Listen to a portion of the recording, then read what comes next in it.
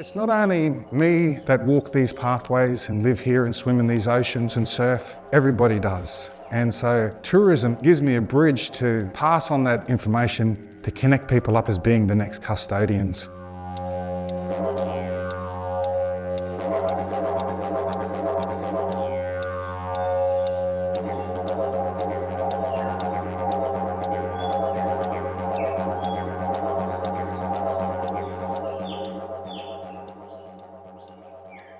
Wanya ngam ngalam, Wantima jagan. Hello, my name is Lyndon Davis, descendant of Kabi Kabi speaking people. Today, we're up here at Noosa National. I love doing tours. I've been doing them now for at least 20 years. A lot of these plants, trees, flora and fauna, their ancestors looked after these before us. Great carers looking after the smallest shrubs to the largest trees and everything in between. The Aboriginal culture is all about the flora and fauna and nature. The more you know about it, the better you can look after it.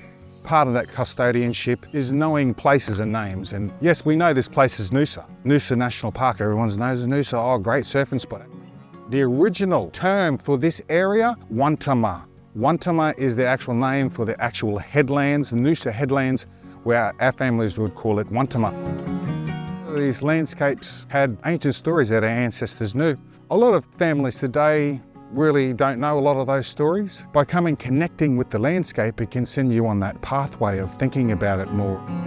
Oh yeah, see there? Now that's your wait a while. You will wait a while. There's a little part to it. It's got like little barbs, catches onto your skin, you catch onto your clothes. Hopefully your clothes, not your skin, but that there will definitely make you wait a while. I'm balancing here on this log, but you can see that it's a little shortcut, and a lot of the smaller animals, land animals, especially your bandicoots, your possums, and probably most importantly, this would be the highway of probably a wild turkey, I'd say. This is a very special tree to me. Oh, I love this tree.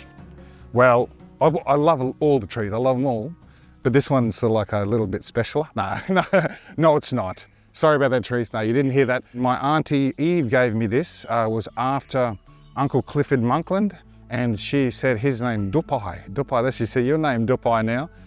In a naming ceremony that she did for our family, probably about 20 years ago. And she passed on this as something that I had to care for now. All right, now we've talked a lot about our flora and our fauna, but what are we walking on? In the ground is these rocks. Me personally, when I come across these places, there's a big story involved here. Big story. Now I know you're going, oh, what are you going to do with the rock? Well, there's a lot we could do with the rocks. We use this rock to make tools. This is something that sort of gets passed by.